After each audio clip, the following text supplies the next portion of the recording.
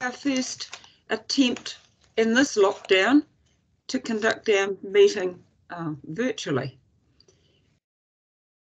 With the Strategy Planning and Development Committee, and we will start with apologies. We've kind of got one temporarily for Councillor Murphy, I think, who's having connectivity difficulties. Do we have any others officially? Councillor Deming, I see that councillors Cutforth, Go Lightly and Reid are currently missing. It could be that they haven't yet connected in, but if we could just note that they may be having difficulties getting onto the meeting. Okay, thank you. Could I suggest that everybody keeps their hands down, and when they want to attract my attention, lift your hand, because it's quite difficult to understand with hands waving around and I can't see people that easily. Okay, so reminding everybody, see, and everybody on mute till you raise your hand. Vince. Yeah, I've just had a message from Simon and Trish. They're in a meeting by themselves with Anna, so I think they're having connectivity problems as well. Okay, thank you. We'll record their apologies on that basis then, thank you. Currently we have everybody on mute except me. So when you want to speak, unmute and lift your hand, okay? We'll progress from there. Conflicts of interest, if there are any, lift your hand and let me know. I can't see that there should be though. So now we'll move on to the minutes of the previous meeting. Would somebody like to confirm those minutes are true and correct? Thank you, Councillor Peters and Councillor someone, Cockerello. Thank you. Chair, the Councillor Peters wasn't present at that meeting. Oh, right. Okay, thank you. In that case, you'll be moving it, would you? No, I was at the conference as well. Oh, come to think of it, Vince probably was too. I was there by visual. Oh, you were too. Righto. Vince just moved and Councillor Connaught was there? Yep. Seconds. Okay. Anybody got any corrections they want recorded? In that case, I'll put the motion that the minutes be confirmed. All those in favour, lift your hand. Okay, thank you. The minutes are confirmed. So, moving on to our one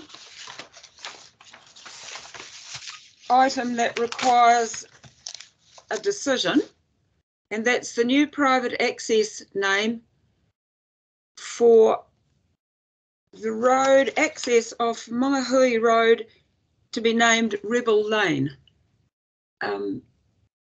Right, would somebody like to move that? Ken would like to move that, thank you. Who's seconding? Councillor Innes is seconding. Ken, did you want to speak to that? Unmute if you do. Yeah. Anything you want to say? Yeah, hello. Yeah, can you hear me? Just quick nod. Yes, I'm very happy to move this. I've read the recommendation from the staff. I see a process has been followed, and I'm happy to follow the recommendation. Thank you. Great, thank you. And the seconder wishes to speak? I'm fine with the recommendation, but of interest is the amount of subdivision that's going on down Whangarei Road, which is off Patau North Road. I just found that interesting reading through that. Thank you.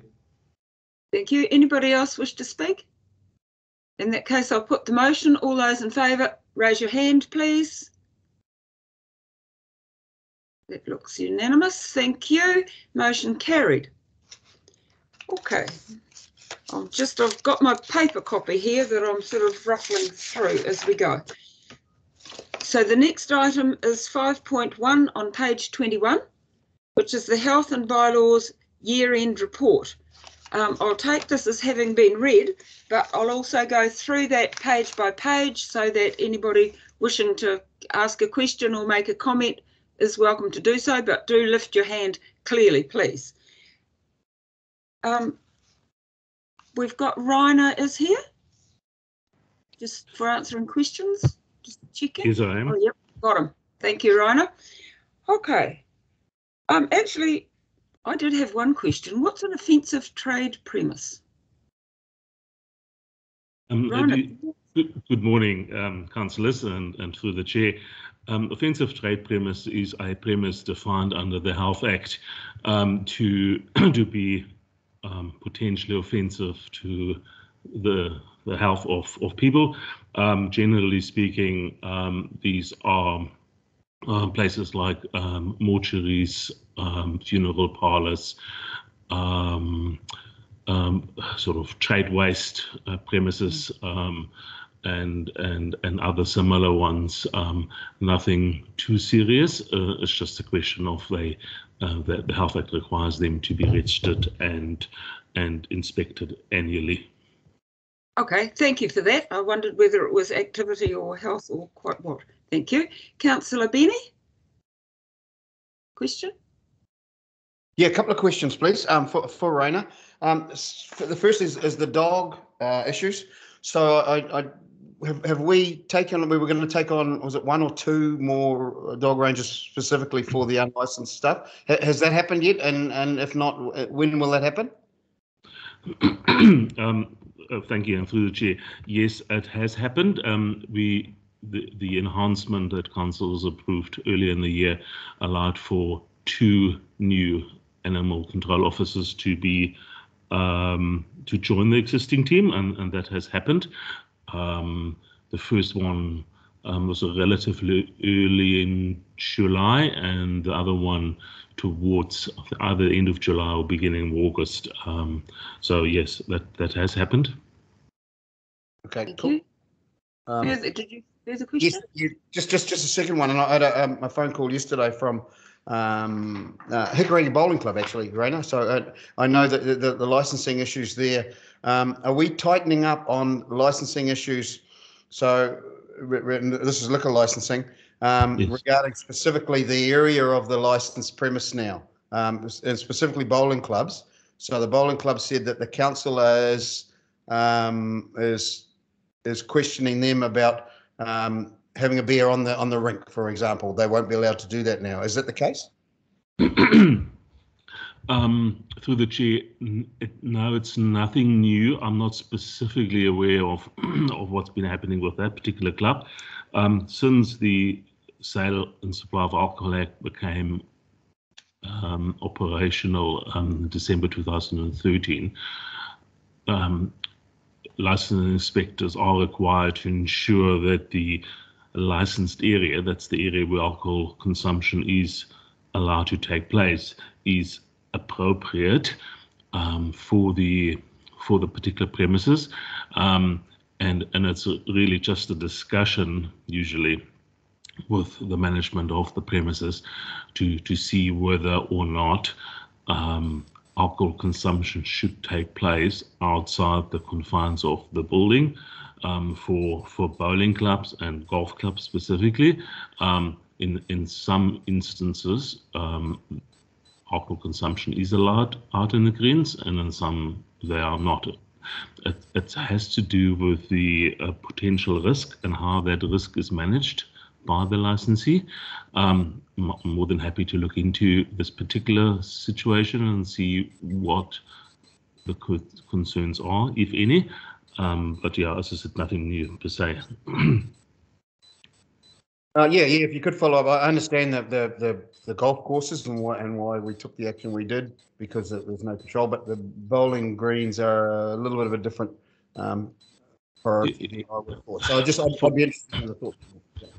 Through the chair, if I may add, from memory, most of the bowling clubs that I've had dealings with over the years, we allow alcohol consumption in the areas surrounding the greens, not necessarily on the green, which I don't think would necessarily happen anyway, but the sort of walkway and seating areas that surround the greens, usually alcohol consumption is allowed, but I obviously haven't done a summary of who we do and who we don't. And once again, it depends on the potential risk and how the management, the staff of these clubs are able to manage that consumption outside the confines of the building. But more than happy to look into the particular club and see what concerns may be, and we'll perhaps come back to you. Cool. Thank you. That's great. Thanks very much. Thank you, Rana, for that. Well, I can feel Carolyn nudging me here because I don't think I have a mover or a seconder for this item. So could somebody, before we continue on, thank you, Councillor Coccarello, for moving the recommendation, which reads that the Strategy Planning and Development Committee notes the report. Thank you. And a seconder, please. Second. Thank you. Who was that, Carol? Yeah, Councillor Peters. Councillor Peters. Right, thank you. Okay, so moving on now then. We were on page 21. Anything further on page 21? Yes, please. Okay. Go. Yeah. Councillor Peters? Yep. Yeah, just a question. Does the number of dog nights include dogs that have had to be sent on to Auckland because of lack of space?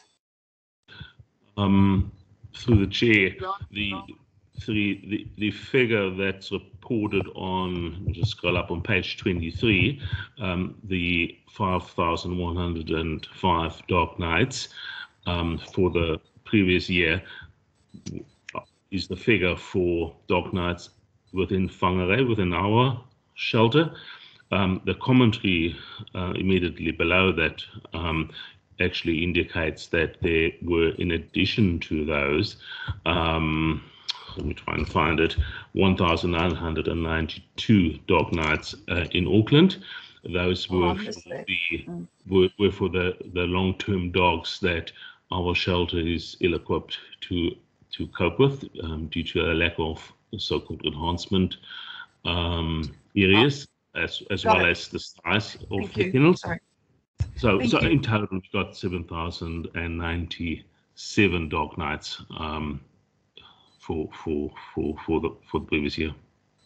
Thank you. I see that's on top of the other. Thank you very much. Yes. Okay, thank you, Councillor Cooper. You. Just along the same vein, Raina, thank you for that explanation. Do we have a cost of those 1,900 nights down in Silverdale? Not readily available at the moment, unfortunately. Perhaps I should have foreseen that.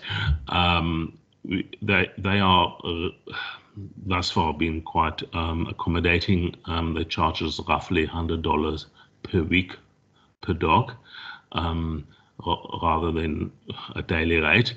I would need to calculate and go back on previous invoices. It would be a couple of $1,000 for sure. And then in addition, if I may add, there's obviously the extra cost of transporting the dogs down to Auckland from a travelling perspective.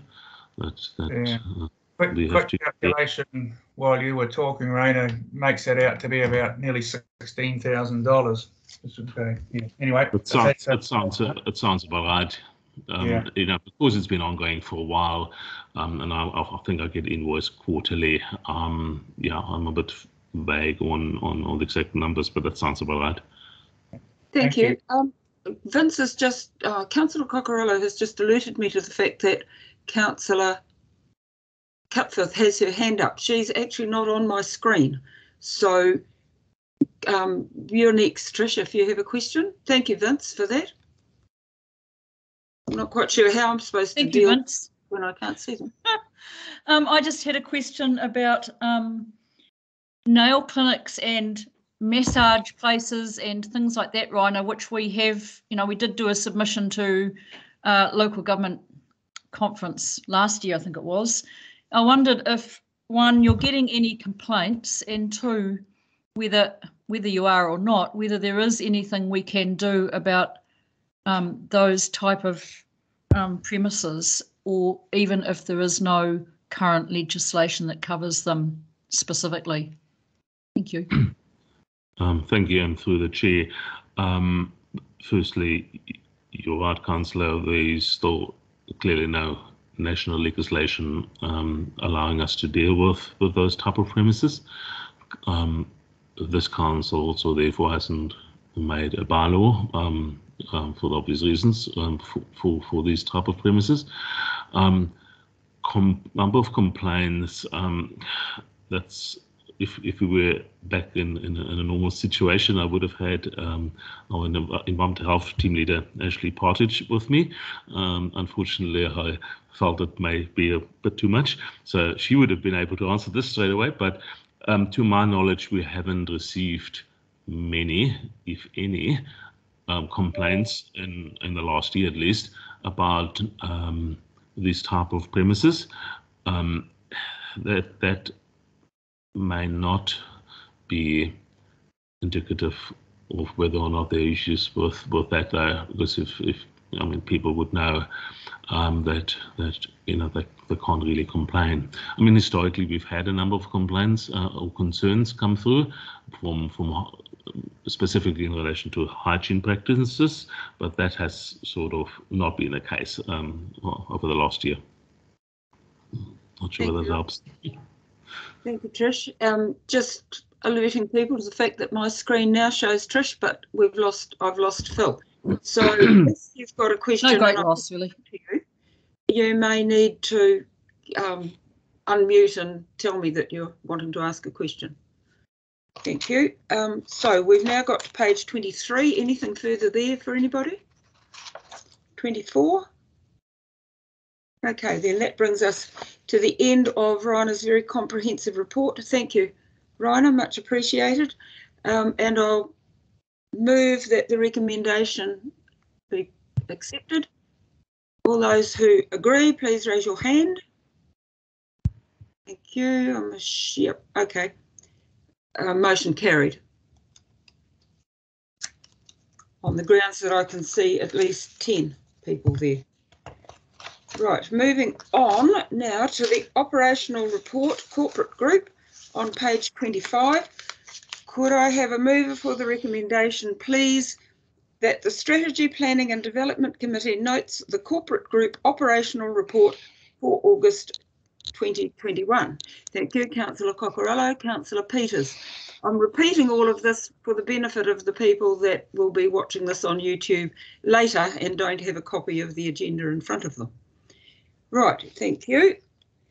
So moving on, I'll take this as having been read also, and we'll go page by page in order to keep it comprehensive and be asking questions in a relevant order. So page 21, we're on ICT operations. Have we any questions, page 21? Yeah, Madam Chair, I just want to put a big thanks out to the IT guys, saying they are really, you know, the unsung heroes of the council. They work a lot of times behind the scenes and doing a lot of this IT work. And even though that all the staff use them, they don't get a lot of thanks for what they do, but they really do an amazing job. And I think they do need to be held up on that respect. Absolutely. Totally agree. Thank you for raising that, Councillor Coccarello. And I can't see that Ian's actually there, so we're probably not going to get... Oh, I actually am. You are here? Oh, good. Okay, thanks, Ian. Councillor Peters.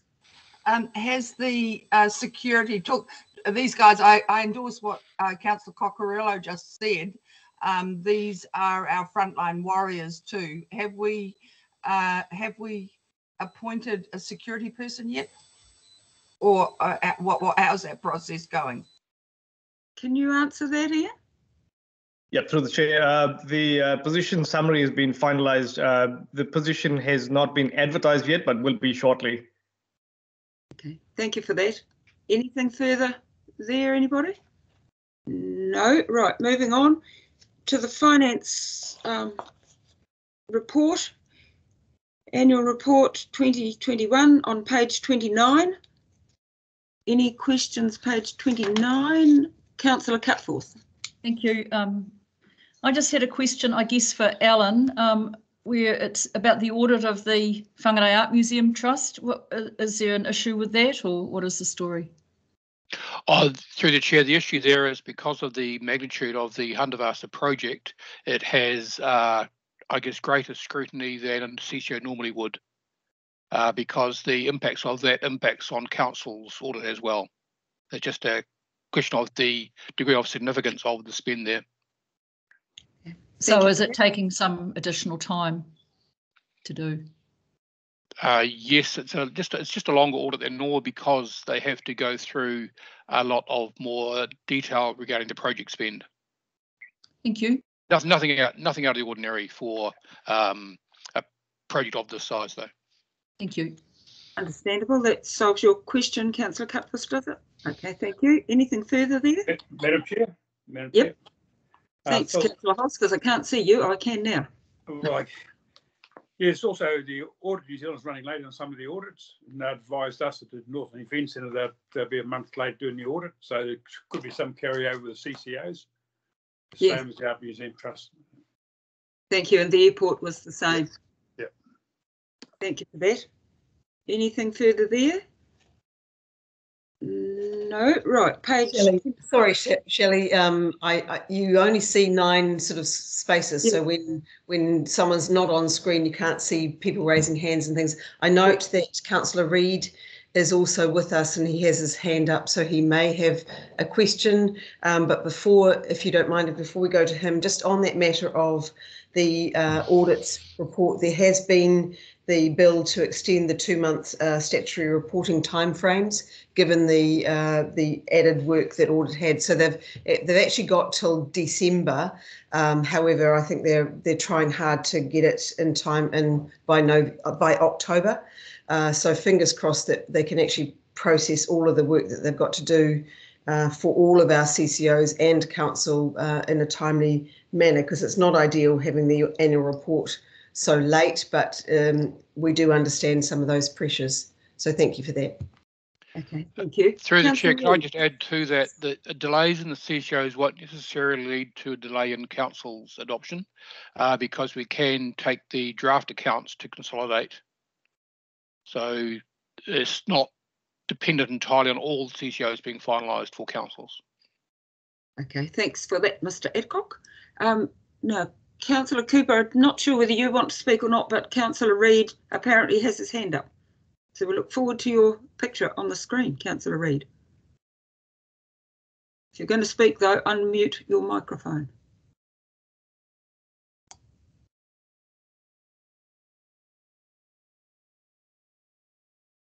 But no, he's vanished off my list as well.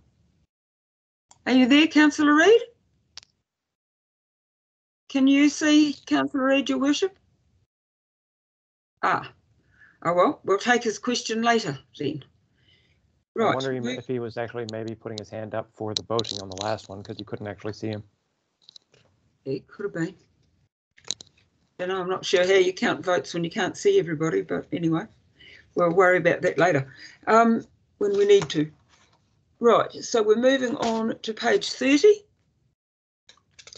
31. Yeah, 31, Madam Chair. Councillor Cocorello.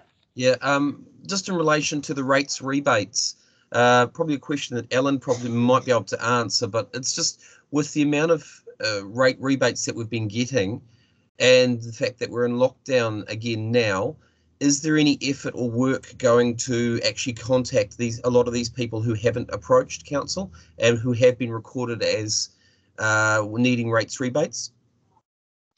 I'll maybe pass on to Alison to answer, but I know that we are well through the people we know should be getting them. Alison, provide a further update maybe. Yes, through the Chair. We have received, to date, we've received more than we had received in 2019, which was a similar year at the state. Slightly less than what we had received a month onward, because remember we had 2 months last year because we haven't had all the retirement villages come in. So we've had 250 new applicants that have come in, and we're really happy about how well it's gone. So we are just waiting for the mail that's come through in the last few days to process the applications that came through in the last few days. But because the foot traffic has been so low over the last 2 weeks, we'd already moved out of the rates rebate office in the old cafe to customer services from Monday. So we're not really worried about people not having put in their rates rebates because we were so busy in the first 3 weeks getting them through. And honestly, about 50% have been received without them coming into the office, so mailed back to us or emailed back to us. That's great, Alison. Really satisfying uptake. Through the chair, can I just add something to that? Alison mentioned mail there, just to give council some comfort as to what we've done with mail now we're in lockdown. We've implemented yesterday a process where all mail gets directed to a staff member's home. They have a scanner there, and all mail is immediately scanned and then redirected to staff electronically. So that's already up and running. Great, thank you. Okay, Councillor Peters, you're next. Is there any discretion with these rates rebates? This is in terms of the request from the ratepayer whose wife died and whose the property was in the wife's name. I watched that. I watched that mail and thought how sad it was. Is there any discretion in this sort of case? Through the chair, we only act as an agent for the Department of Internal Affairs, and we're obliged to follow the rules and the law. So I'm sorry, we can't use our discretion. It's just a statutory requirement. So the fact that he has use of the property until he dies and isn't on the title, the record of title, means that we have no way of allowing him to get a rates rebate under the Act. And that's why I suggest that if he's really struggling, he should contact WINS, because he might be eligible for an accommodation supplement. Are we able to act as an advocate in those sort of situations to DIA? No, we've checked with the DIA. So I'm sorry, we can't. The only thing that can happen is if the Act changes. So we talked to the DIA about our issues with our ratepayers, or in this case, non-ratepayers. People are not eligible, and it's up to the members of Parliament to put a bill in front of the government to change the Act. Thanks, Alison. That's understood.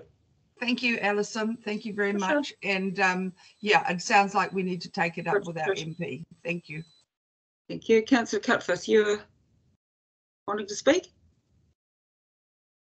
Unmute. Sorry, there you go. Just a question on the retirement villages and rates rebates. I would have thought that retirement villages were not eligible for rates rebates. Can somebody just explain to me a bit more, because I thought it was effectively means tested? Through the chair, we had some 250 there's been a change to the Act a couple of years ago, and so last year we had 250 that were eligible for a rates rebate. So far this year we've had 100 that we've been able to process. What happens is that the people occupying a dwelling in the retirement village get a certificate from the operators of the retirement village, and they attach that to their application, and then we process it. So what happens is that the operator pays the entirety of the rates and then refund directly to the occupier of the unit. Okay, thank you. Does that answer that? So if say you're in Jane Mander in a retirement unit, you can get a rates rebate. Is that what you're saying? Yes, you can.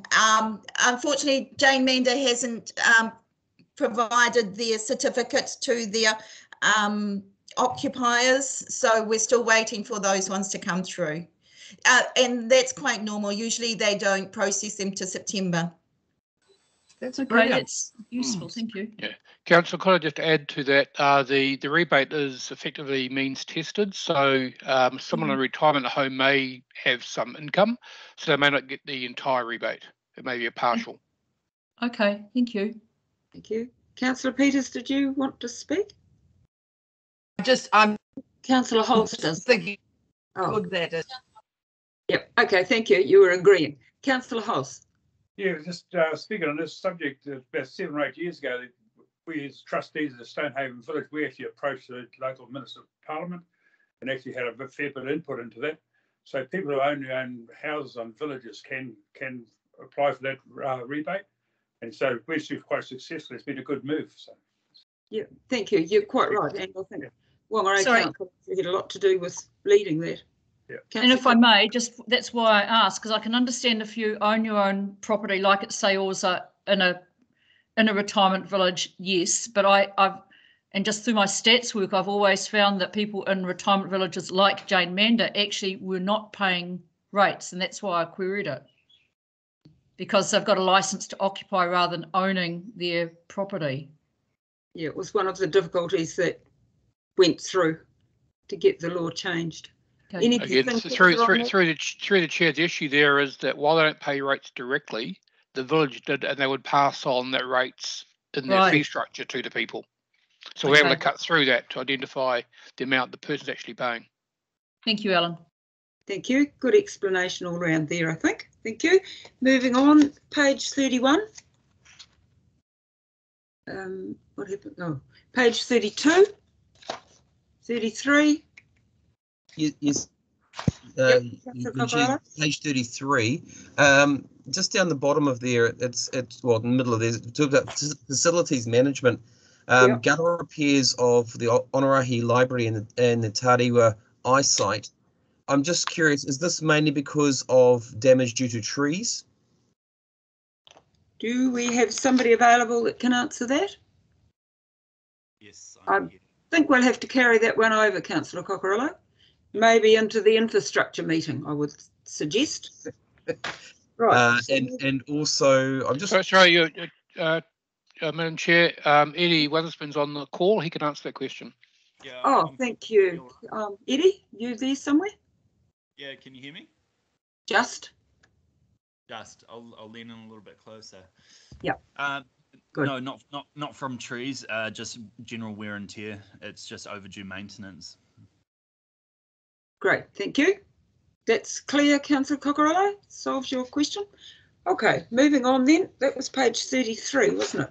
34. Anna's got a hand up. Chairperson. Oh, could I have a question? Yep, go ahead, Councillor Murphy. Sure. So with the COVID situation, I'm just wondering if Alan can give us an update on the Civic Centre and just how I guess all work stopped there at the moment, just whether that's going to affect any of the, what the timing. Just a little update would be good. Thank you.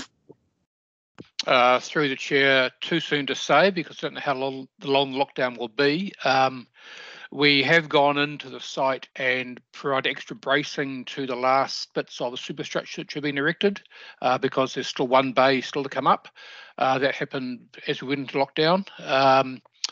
In terms of delays, we just don't know yet. Every construction project, whether it's a roading project, civic centre or the town basin, will be in limbo right now. In fact, it's right across New Zealand. So until we know just where things stand, we can't tell. But as soon as I know, you will know. Thank you for that. Okay, that solves that one, Councillor Murphy. Good, thank you. Okay, that was page 35, I think. 36. And anybody that I can't see on screen, please just yell out if I'm not noticing you. Page 37, the website. 38, people and capability group. Sorry, Madam Chair. In relation to the website and social media, last month, or sorry, 2 months ago, I asked the questions about whether there was any alternatives to Facebook that was presently being used for social media, and the staff were going to come back to us. Has that actually happened, or are we still using Facebook and the Facebook numbers as the guide or the website pages? Are we using any other guides to how our interactions are happening? Thank you. Can you answer that, Mr. Adcock, or delegate it to somebody who can? Through the chair, fortunately, I don't have the information to hand. Jane couldn't be on the call. She's on some COVID meetings right now. We can come back to you on that, though. Okay, thank you. That's cool. Anybody else got anything on that? Okay, then moving on, page 38, 39, 40, 41,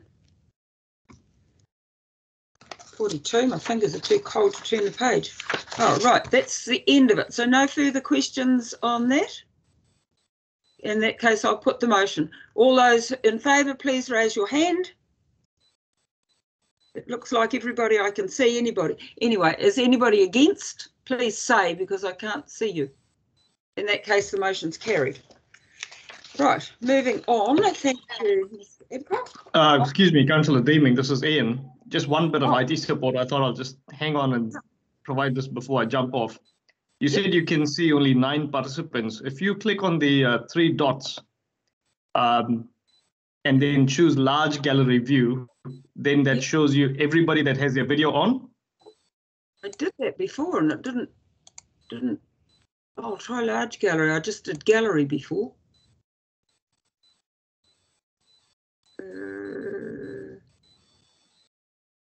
That's more, but I see. Oh no, I've got Councillor Cooper. Yeah, that might help. Thank you, Ian. Where's Simon? Yeah, I haven't got Simon's picture, but I've got his little screen there. Don't know whether he's around or not. Are you there, Simon? We have the apologies for Jane. No, I've lost Trish now. Oh no, you're there. Okay, we'll carry on. Thank you, Ian. Appreciate that. By the time this COVID lockdown's finished, I'll know how to navigate my way around here, hopefully. Page 43 is 5.3. That's the operational report for the Strategy Planning and Development Department, August 2021. Thank you. That was Councillor Innes and Councillor Peters. Right, we'll do the same again. Take this as read, but we'll go through for any questions or comments. The recommendation for anybody that's listening was that the Strategy Planning and Development Committee notes the Strategy Planning and Development Operational Report for August 2021. So, page 43. The report starts on page 45. Actually, I did have a question there, and I hope this is about the airport. I hope there's some staff person there who can help with this. With Mike Hibbett's unfortunate deciding to leave us, I'd appreciate knowing who the new person will be, because Mike had a huge amount of institutional knowledge there and a great rapport with the operation of the airport. And as chair of everybody here who are the board of the airport, I would really appreciate knowing who we are now working with. Thank you. Can anybody answer that at the moment? If not, I'll just expect an answer later. Through the chair, Tony Collins here. I can answer that. In the short to medium term, I'm standing in that role.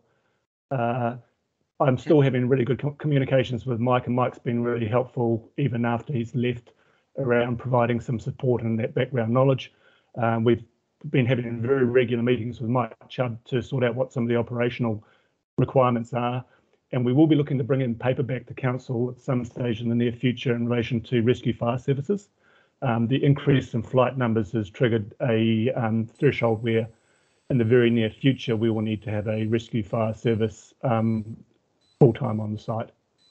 Yep, great, that's great. Thank you very much, Tony, appreciate that.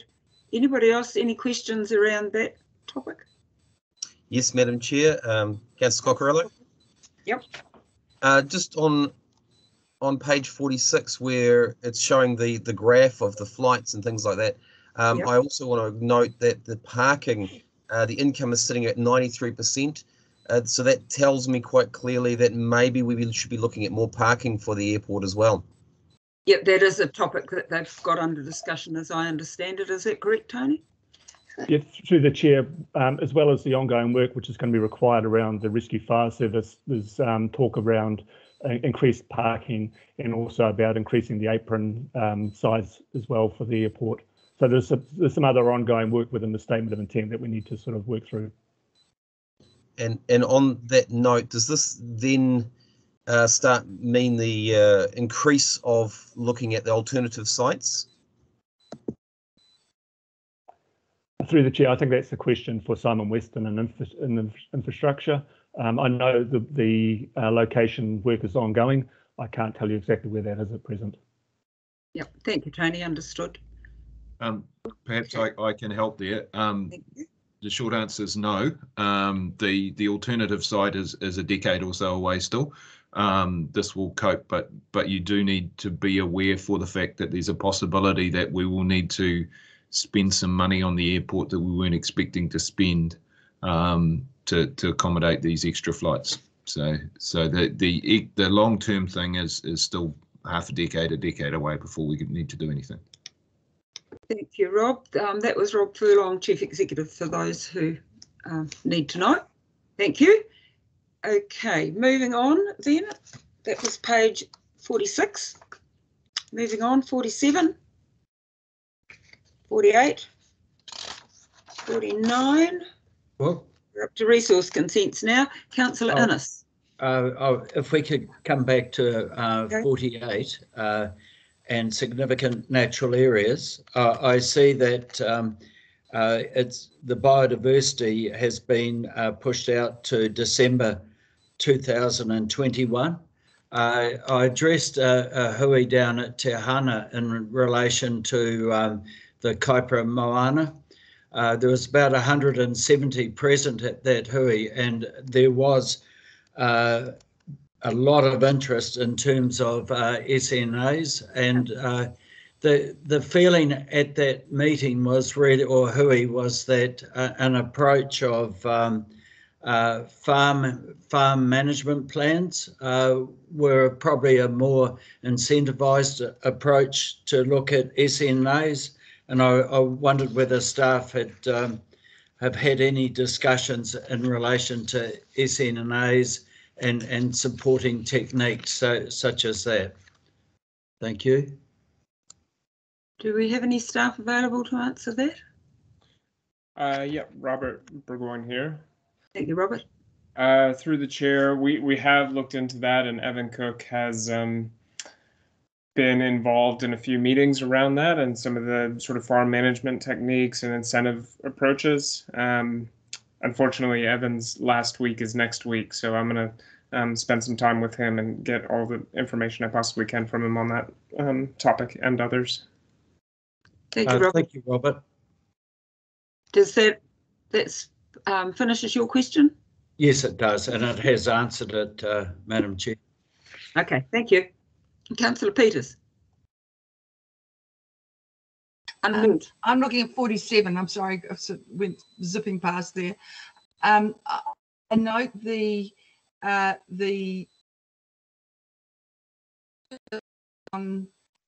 increase in visitor numbers, and especially that increase from domestic that we actually surpassed our previous years. I wondered how the District Council, what sort of mechanisms we would look at to optimise that together with Northern Link and the Chamber.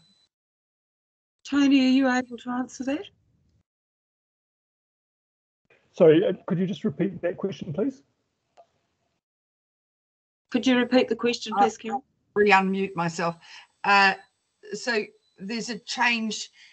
When we've changed to domestic, our numbers have increased.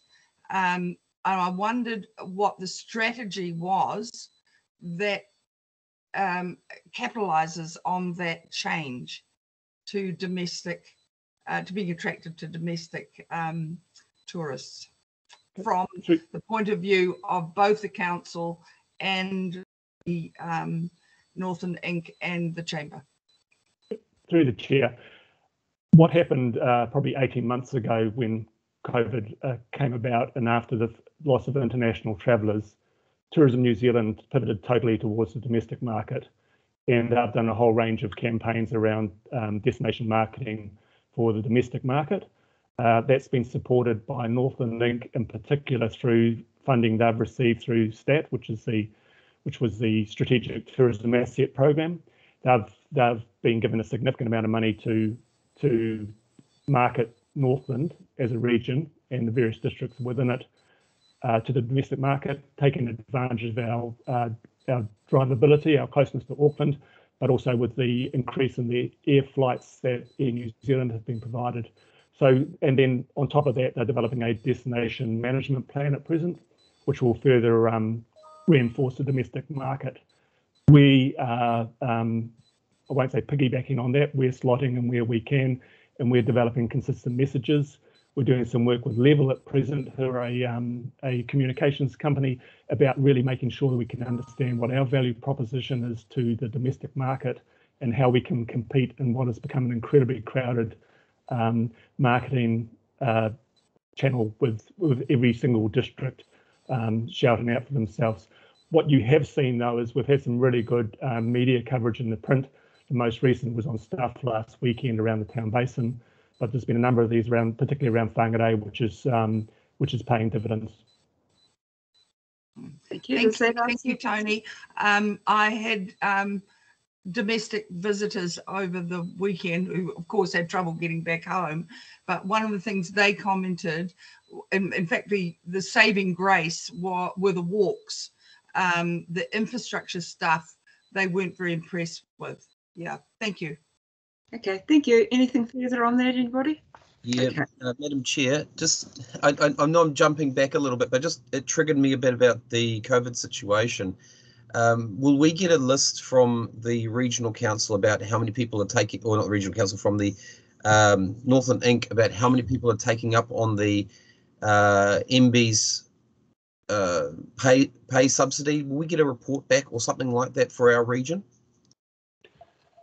Through the chair, we met with Northland Inc. yesterday. First thing we've done is we've offered our support as a council around resources as we did last time for business support. All the information that they received last time was shared with us and will be again this time. We're obviously waiting to see what happens on Friday as to what that support looks like and how much the uptake is taken within the business community. And I guess the flip side of that is also that we will have some obligation towards, well, not some, we have an obligation towards our own commercial tenants as well to provide what support they're entitled to. Okay. Thank you. Yeah, thank you for that. I was just more talking about the hospitality industry, because if anything, they're the ones who are actually affected at this present moment due to the fact that 3 days of no income coming in and with a lot of expense having to outlay for a lot of produce. Thank you. Moving on. Thank you, Tony. Page 48. 49. Councillor Reid, I'm not sure whether you're there or not, because I have your computer on the screen, but not you. So if you're there and you're wanting to speak, you'll need to unmute and tell me so. Thank you. Right, page 49. 50. 50, Madam Chair. Thank you, Councillor Innes. It's with interest going back to 49 and 50 as the level of resource consent and also building application activity. Right. And I notice with the building department, there is a what I consider a reasonably comprehensive review going on to look at meeting that demand. And I'll be interested from staff involved, probably Dominic, just the progress. Has there been further progress in terms of what's listed within the agenda? And really the acceptance of it within the organisation. Yes, through the chair. We've had obviously a number of in-depth discussions with staff and working through the issues, and the focus has really been on getting an immediate handle on where those pressure points are. Certainly on the processing side of things, where we were in a position where we had about 136 unallocated building consents. We then bring in additional capacity around that and trying to support the team and upskill the team in processing those. Alongside that, we have had some pretty free and frank discussions with the sector. So the most recent sector meeting, we worked through exactly that, where we're at with the backlog, the mechanisms we bring in place over the short term, the medium term, and some of those that will be in the longer term in the new year, most likely. I've locked in a session with councillors as a workshop on the 16th of September and really want to go through all of this in quite some detail and give you the presentation that we did to the sector as well, but also then look at the other ends, pinch points within the process. So obviously the focus at the moment has been in the processing and the statutory timeframes, but we also want to make sure that things are flowing through the process through to the inspections and the ultimate issuing of CCC. I'm currently doing workshops with the individual teams across that process, and that will all feed into that workshop on the 16th. What I would say is the team has been amazingly resilient, and we've got some really good feedback and really good buy-in, and I think we'll get through this, but there will be some pain along the way, I guess, and that's to be expected with the volume we've had through. Good. Thank you, Dom. Great question.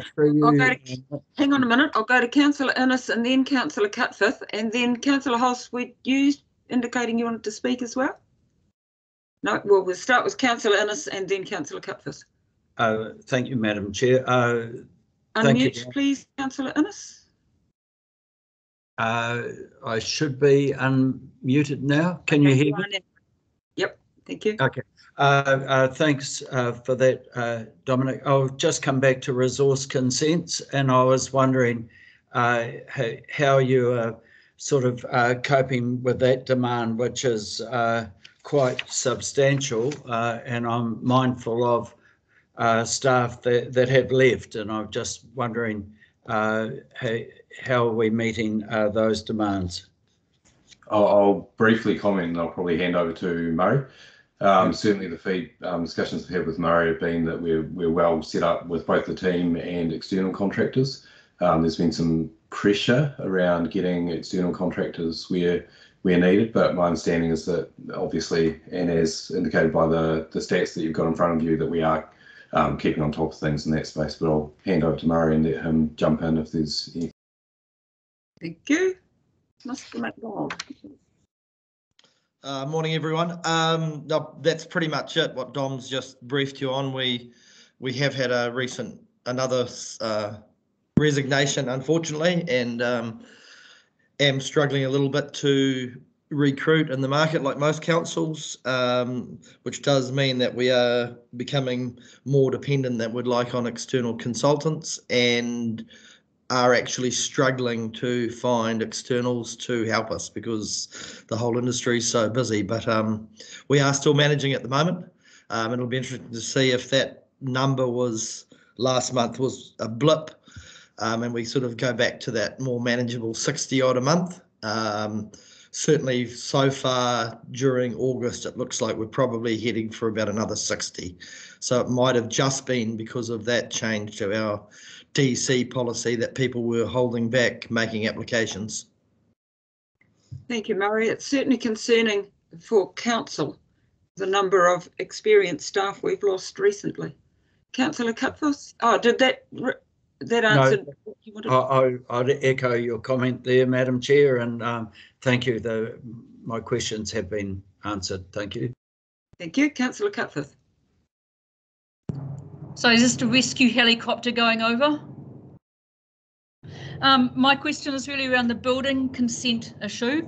Like we know the pressure that staff are under, and we can see it in our reports, but just wondering if we could, in terms of our dealing with customers, I've had some feedback that people aren't necessarily getting the full picture of the pressure that the building department is up against. They just get told, no, we can't, we're not doing it, can't do it in that time, it's been pulled, the time's been pulled out, whatever.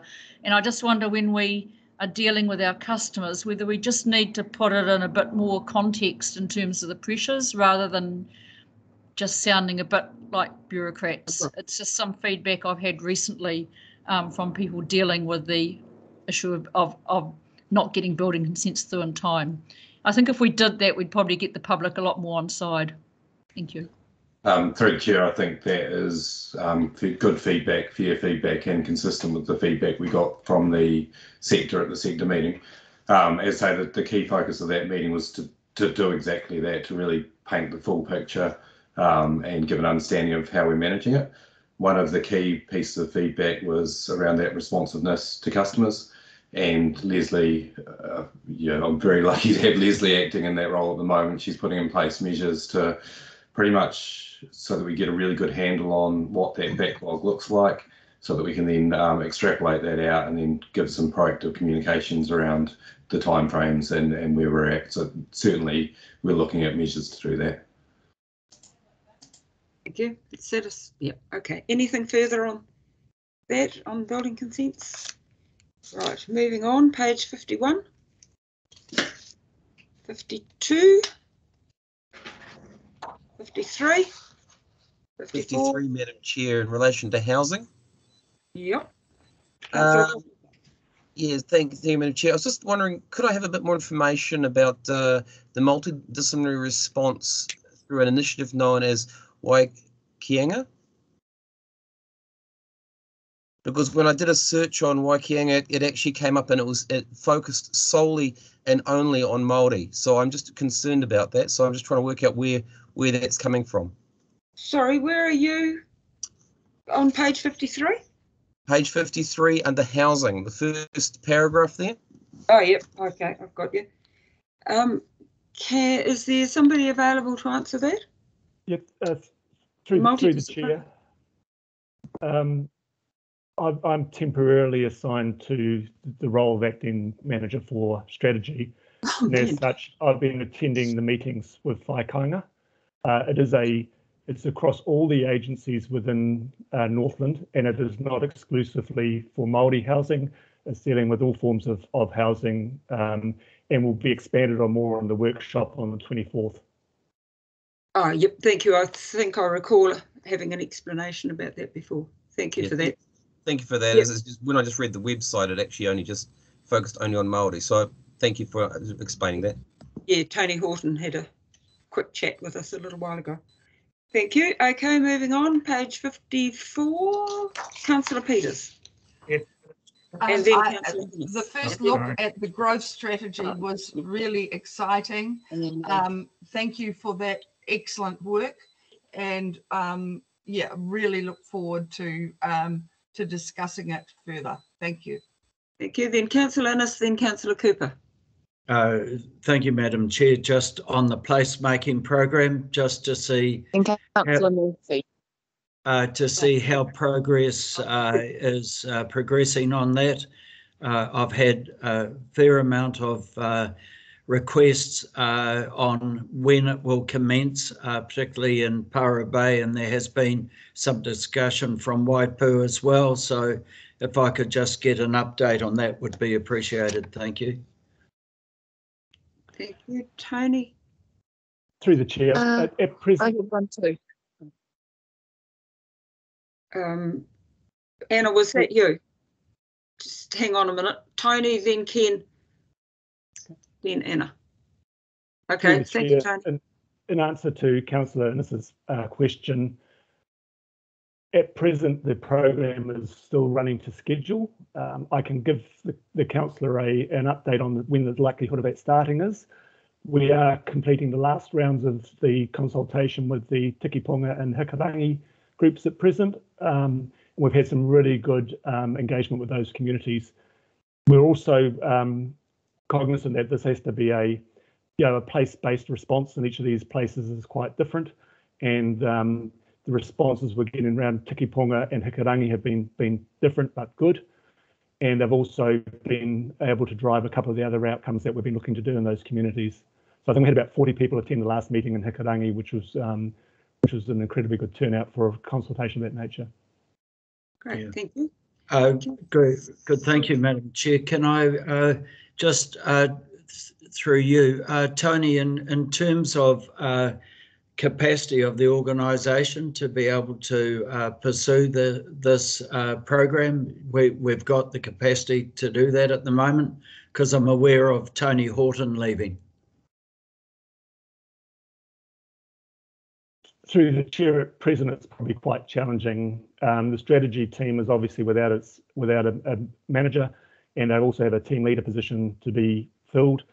Having said that, the team at present believe that so long as no other work is put on them at a governance level, they have capacity to do what they are currently tasked to do. Thank you. Okay, Councillor Cooper. Thank you. No need for Tony to reply to this because Councillor Innes has asked most of the questions, but I echo his concerns.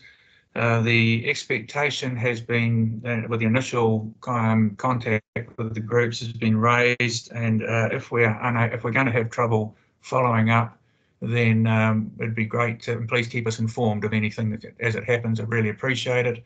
And I echo the concerns about staff leaving. It does worry me, as I know it worries other councillors too. So thank you. Thank you for that. Councillor Murphy? Chair, may I answer that question of that statement? Sorry, this is Ramari.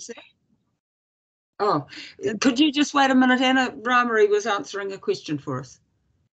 We, as you would have heard, Tony Collins has been acting in Tony Horton's role as well as his own role. So Tony's been carrying double duty, and the strategy work program itself is, of course, very complex and a lot on, but it is being carefully managed, and we will keep you updated if there is any compromise of that. But we are super conscious of any commitments that we make out in the community. Thank you, Whangarei. Thank you. Okay, Councillor Murphy. Sorry about the interruptions. That's okay. Just the bottom of page 53, I was just reminded, I had an email through, I'm not sure if Vita's listening, but with the preparation of the statement of proposal that's going to go out about our animal management bylaw, someone pointed out we have to make it clear that if with the option of cat registration, that it's just a one-off registration. People were pointing out the fact that it's not like dog registration where you have to pay every year to register your dog. So just in that statement of proposal, if we can make sure people understand that it's just a one-off registration, you know, in the life of the cat, you only need to do it once. So there's not that ongoing registration. There wouldn't be a registration fee every year. So I'm not sure. I just thought that is quite important that we somehow communicate that. Thank you. Yeah, absolutely. Really good point. Thank you, Anna. Vita, are you there?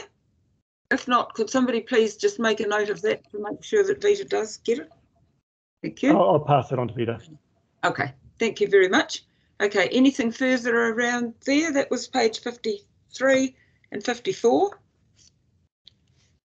55. Councillor Peters. Yeah. And then Councillor Hulse. Councillor Peters, you go first, then Councillor Hulse. Yeah, thank you. I'd like to record thanks to Bernadette for the really wonderful organising of the wānanga. There was a lot of work in it, but also it was very effective, and her choice of, or the team's choice of speakers was excellent. Great, thank you. That message will be passed on. Thank you, Councillor Hulse. Yeah, very, very similar to Councillor Peters here. It's real pleasure to attend, and I thought we made some really good progress. Well attended, good speakers, and very well organised. So thanks very much, everyone concerned.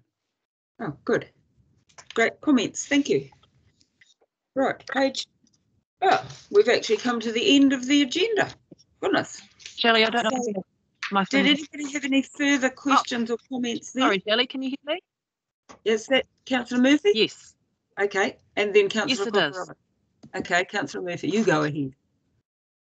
Thank you. This was just on the climate adaptation strategy. We had a really good meeting at the Regional Council last Monday with all our council representatives, and unfortunately there were a few apologies as well. So we went through the draft strategy, and we also went through a list of draft priority actions, and the agenda explains it really well, but I just wanted to speak to it and say the feeling that came out of the meeting was that we wanted enough time to take the draft back to our individual councils and all our stakeholder partners. Thank you. Yep. Strategy and have a good look at the suggested priorities. But I just wanted to speak to it and say it was a really great collaborative meeting, and we had some good discussion, and yeah, that will be coming back to you all to have a look at soon. Thank you. Great, thank you, Anna. Councillor Cockerello, did you have a final comment? Well, actually, on page 56, I just wanted to ask a couple of questions if I could. One was about the official information request on bridges in the Whangarei District. It seems a bit of a weird thing to be asking for. And about the gift register, how did that end up going? I know how mine went. Didn't have any. Can somebody answer that? Rob, are you there? Are you able to answer that, or Alan? No, I think you'll have sorry, to... sorry, if you didn't share, I can't answer that. You can't? Okay. Who would... I might be able to answer that. Oh, Emily's there. Okay, Emily, was that you? Sorry. Okay. Yeah. So I just heard it was about the gift register. Could you just repeat the question? Cockerello? Yeah, sorry, I was actually more asking about the bridges. As I said, bridges, the official request on the bridges in Whangarei District. Just wondering what the rationale and what they're actually trying to get for information on that. And the other one was in relation to how did the gift register request go back to the person? Did it all come back okay?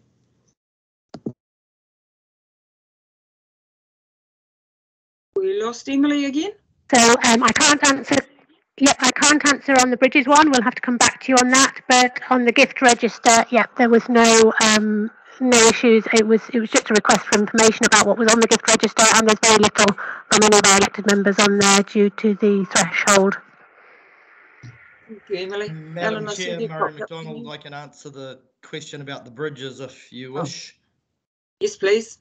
It was just an official information request from someone from Bridget, New Zealand, wanting to know how many consents were issued for bridges, for either resource consents or building consents, and I assume that they are a company that builds bridges, and we're just looking at it from a commercial point of view.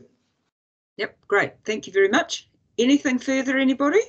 And I'll put the motion. All those in favour. Sorry, what was that? Simon here. Oh, okay. Sorry, Simon, go ahead. Yeah, I had a number of questions for the meeting, but because we're working in such awkward times with these Skype meetings, I decided I wouldn't ask. Just, I don't want to seem like I'm trivialising stuff, that's all. But I'm just thinking, after having read all the minutes, perhaps if we had questions or comments, we might be better to email them in prior to the meeting, and that might just help the flow of the meeting a little better, especially as we're not all on the screen at the same time, so the chair has problems spotting who wants to speak and when. Just a thought. Thank you, Simon. Yeah, I actually just have a blank page with your name on it, so nothing really came up that showed me anything.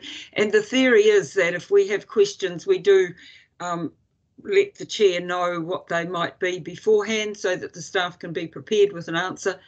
But that applies no matter where we're meeting, visually or in council. So everybody could just bear that in mind, possibly if it's a complicated question that the staff might have to refer back to. It's just courteous, probably, to let them know beforehand. Anyway, thank you. I will now put the motion. All those in favour, please say no. Raise your hand. Thank you. That looks like everybody on my screen. Is anybody against? In that case, the motion's carried. And that brings us to the end of this meeting. Thank you all. Excuse me, Councillor Deeming. Sorry? Sorry, Councillor Deeming. The apologies were accepted, but we haven't moved them yet. Oh, okay. Who did we actually have apologies, official apologies from? Anybody? No one, as far as I'm aware. They were all more late arrivals. Councillor Golightly is the only one absent. Yep, thank you. Your worship is moving that. I take it, and Ken is, Councillor Cooper seconding. Okay, thank you, Danielle. All those in favour, raise your hand. Thank you. Anybody against, please say so. Okay, thank you. Apologies accepted. Well done, Shelley. That was fabulous. Well, we got there anyway, didn't we? For a first try. Are we off air now, Danielle? Danielle? In about 5 seconds. Thank you. 1, 2. Oh, sorry, if you've officially closed the meeting? Yes, thank you. Thank you.